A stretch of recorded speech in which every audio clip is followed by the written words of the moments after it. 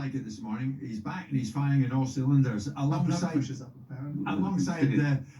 Simon Jordan, of course, is Eddie Hearn. The two of them have locked horns in the past, and they're doing it once again this morning. And it all comes on the back, of course, of Dillian Whyte showing adverse analytical findings prior to the fight that was going to happen this Saturday with AJ at the O2 here in London. He's been pulled, and in comes Robert Helenius. And then we'll see what happens at the O2. But we've gone back a bit in time as well, because these two have a habit of arguing, picking each other up on aspects of what has happened regards other fights and controversies regarding other fights, such as Conor Benn at one stage being pulled from fighting Eubank Jr. The fight did not go ahead. Just to be clear on that, at the end of July, UKAD announced that they have lifted Conor Benn's provisional suspension for a failed drugs test last year after he was cleared by the independent National Anti-Doping Panel. So Conor Benn says he's free to fight in the UK again. And Eddie, before you go today, you might be able to tell us when that will be. But here's the thing, Simon. Was he cleared, Eddie? Do you think he was cleared? His suspension was lifted. But do you think he was cleared? Because you said he was. Yes, I believe he was. Cleared on what basis? Jurisdiction? On the fact that he's accounted for the... On the basis... Because you believe in strict liability, yes? Yeah, on the basis... Which he hasn't faced. Right, hang on.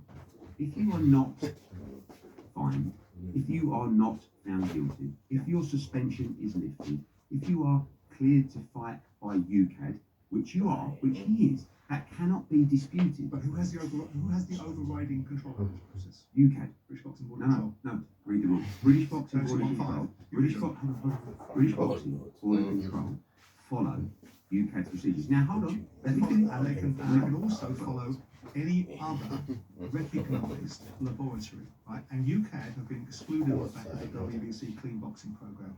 Has it been running? Has his B samples been submitted? That process. This has all been submitted in. So bring us straight to fight again in the UK. He has been his suspension. But do you consider him to be cleared? Yes. Right, He is cleared. So given the fact you believe in strict liability, and he hasn't gone through strict liability, so now you're contradicting your argument. Simon, I'm not. I'm just saying. You asked him to go through a process. No. Let me finish. No, we didn't. Nobody did. Everybody did. Nobody did. No, hold on. They When said, he as a got- license holder, listen. he must face the ball, Okay. didn't they? Everybody said.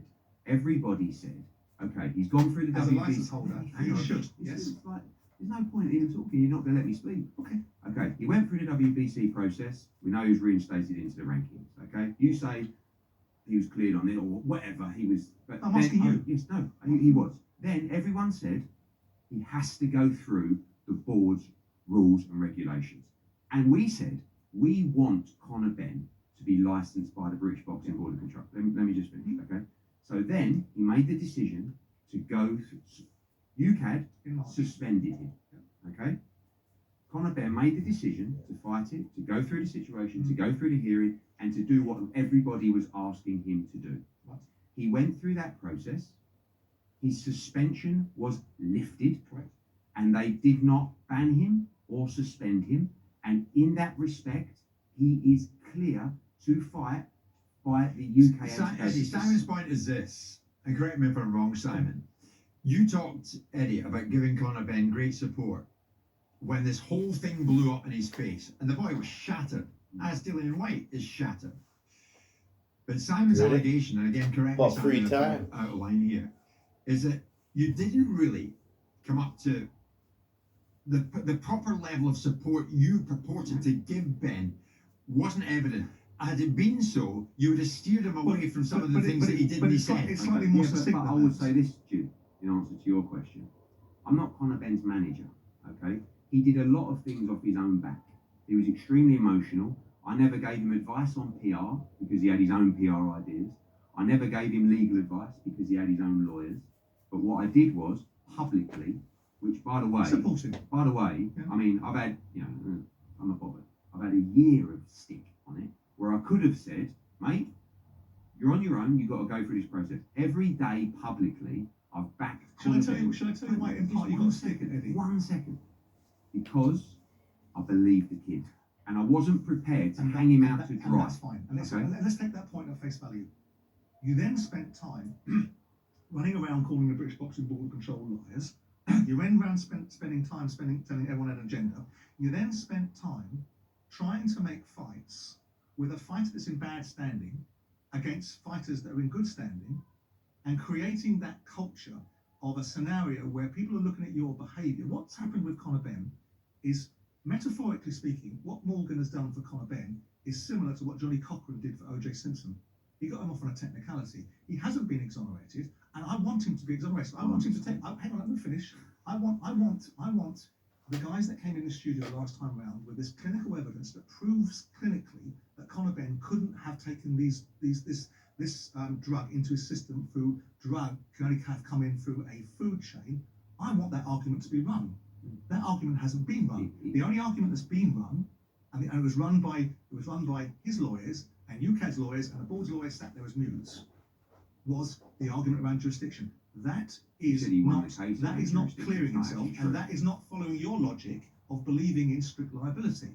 But now, talking about drug testing, Eddie, what's this situation going on with this drug-free sport? Well, there's this conversation going on, I hear, that you are involved with drug-free sports, and that matchroom fighters are going to be tested by drug-free sports, and the results are going to be provided to matchroom, and matchroom are going to be the adjudicator of those. Absolute rubbish. Absolute rubbish. Drug-free sport is a credible testing agency. But is there any truth in the allegation that your fighters are being tested by them, and that the results come back to you, and that you are the adjudicator of the positive tests?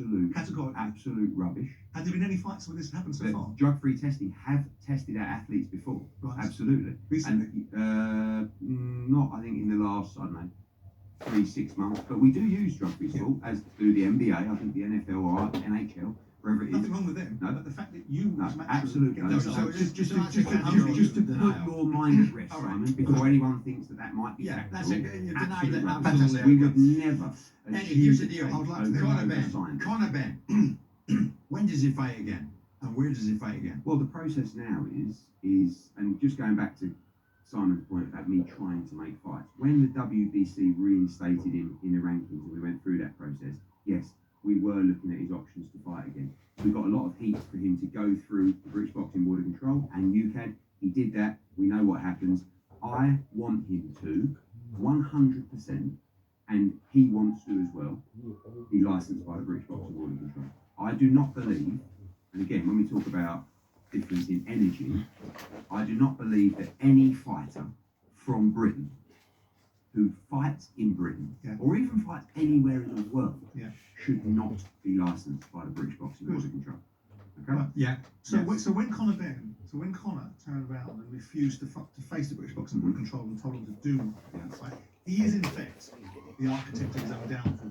I think it was a bad decision. And so when we're in a situation now, do you accept that the British Boxing Board of Control have the ability to be able to intercede in this situation, because ultimately they have jurisdiction over whether Conor Benn can be licensed again, and the consequences of Conor Benn potentially not being licensed, because in fact he hasn't gone through strict liability, he's only gone through a process where the WBC gave him a defence, right? And UKAD lifted his suspension. And UKAD, because of a technicality over jurisdiction, lifted his defence, which you said they didn't do. Well, there's been no medical evidence, Eddie. You know it and I know it, and it will come out clear, and it will be seen in clear time, right?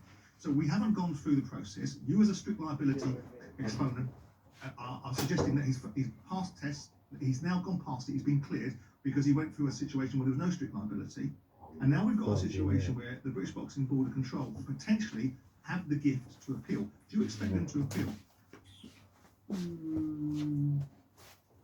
Nothing would surprise me. I don't think. I mean, but given their rule, and they are the sanctioning board. They are the people that license the fighter. He was a licensed fighter at that time, so irrespective of whether he tore his license up, they didn't want to deal with it for whatever reason, and he was going to get fined for some behaviour. Irrespective of what the background is, he has to be licensed by them to fight on these shores. And anyone that fights him, whether it's a trainer or a promoter that promotes him, who is a license holder, is caught by the same obligation. Right, and that's what you're striving to do. Absolutely. No, we want to go through the process. Because you want him to fight in the UK. What process do you want him to go through? With the British Boxing Board of Control now. Right, so you do think they'll appeal? No, I actually don't think they'll appeal. So you don't want him to go through the process then? No, but the process of applying for a licence, this is where it's all over the place. Okay. He's gone through the UKAD process, okay? Suspension lifted, not banned, not suspended, cleared to fight. Now... But the UK process is strict liability, isn't it? Simon, he's gone through. Is that, the, Eddie, there was a is the result. UCAD process strict liability? No, he's gone through. Eddie, it's a simple question. No, Is the UCAD process strict liability? All I'm telling you is he's been asked to go through a process. On Which jurisdiction. he's not suspended. He's not banned. He's not. I don't know what else But Eddie, you need to Eddie, know. I need to pin you down on this because You you don't and, need to pin me down. you and I both know that what you're suggesting is a misdirection. He hasn't been cleared. He has. He's had a suspension lifted on the basis of a jurisdiction. Okay. He's Not strict liability. He's not been banned. You He's can't not been clear fined. him. He's not. Can But so all of a sudden, You can't parameters of if strict you go, liability. if you're on bail and you get found not guilty, Fucking Eddie and Hearn, you're no longer a line of crook He was people, ladies suspended. and gentlemen. Has he got a bit to Michael do T. yet? Freestyle He's season applied man, for you grab your boxing fucking control mouth. There we go. and that's what we want to do. And if he It's gets been- that it's license, been- he can fight in listen, the UK. Absolutely, that's what he hasn't. He's not run from this situation. I think immediately after, I think he made some bad decisions, right? Right. And after he calmed down, and I was one of the people that said, you have to go through this process. We want you to fight in Britain, and I would never let a fighter fight in Britain. Conor Benn is already licensed. I'm not going into the details. He's already licensed. Well, Okay? in America. He can, if he wants, apply, like Tyson But he Fury. cannot fight a British boxing board controlled licensed fighter, can he? If you hear what I'm just about to say, then On you go, you'll see on you that's go. irrelevant. As someone with a license already, right? He can apply for permission to box in the UK. Mhm. Okay, like Tyson Fury. Tyson Fury has a Nevada boxing license. Mhm. When he fights in the UK, he asks for permission to box. Okay, that's an example, and quite a few fighters have actually got that situation. I don't want Conor to do that. I want him to have a British Boxing Board of Control license. Right. It's been a year and a half So since he can he fight boxed. other licensed British boxing board Yeah, controlled but fighters, if right? he has And to- so you can promote him, But he and so doesn't. that people can train him and people can spar with him, yes? Yeah, Conor but Benn's not one fighting second, on Tom. Saturday You night. don't have to have a British Boxing Board of Control license to be allowed to fight a British fighter. If you're in good standing. Yes, He's not in good No, standing, is you he? need permission to box. He's not in I'm good saying we standing. would still go through that. We would still go through that procedure, as do a lot of other fighters. What I'm saying is, I don't want him to be an internationally licensed fighter.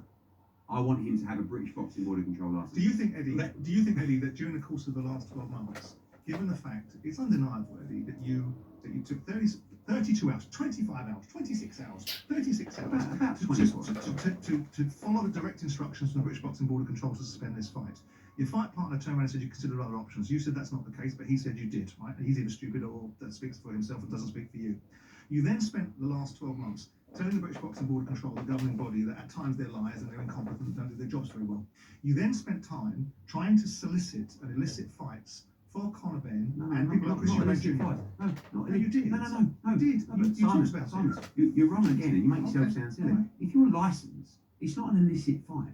You don't have to fight a British fighter. That's up to No, them. you tried to make No. Eubank. You tried to make. Hang on. Yes, You because- tried to make Eubank Ben Yeah. in Saudi, Yeah. and you knew that if Eubank went to Saudi, the British Boxing Board of Control stepped up and said, if he goes to Saudi, we're going to take his license away. So by making that fight That was suggestion, actually by some making- time. by making that fight suggestion, you put Eubank Jr.'s I don't professional. represent you, thank you. No, but you put They him- were on to us you- to make that you fight. put him in What a do you position- think? We're a But begging you're- bowl? but you're- He's going to make But 5 you're a million blue for chip that fight. promoter, aren't you? Yeah, but You should be his- operating his in that way, team- shouldn't you? Nonetheless, I We don't want think you to two should fight go on holiday Ben. together. You shouldn't be operating. We that way. Let want me to jump fight in here. You shouldn't be operating that way. Eddie, we're going to finish with this.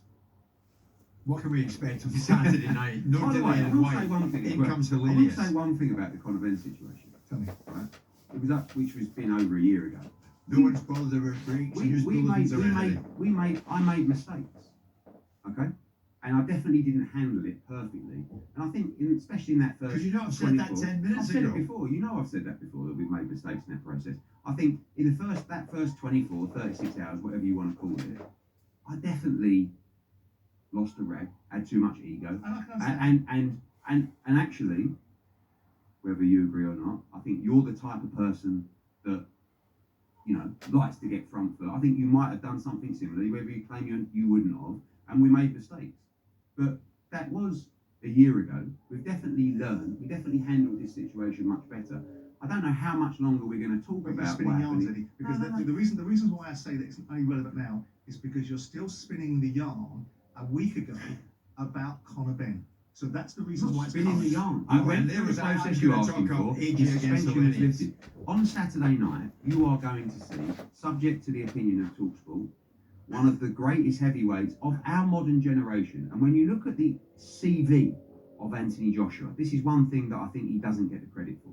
Okay, in his 15th fight, he boxed Dillian Whyte, and in his 16th fight, when he was a complete rookie, boxed Charles Martin, who, by the way, put up a good performance the other night. Everyone said that was a really tough fight for Jared Anderson. Apparently, when AJ beat him, when he was completely inexperienced, he was 31-0 with 29 knockouts. He was just a bum. All of a sudden, he's a much better fighter now. AJ knocks him out. He fights Brazil. He fights Molina. He fights Klitschko as a pure rookie in front of 90,000.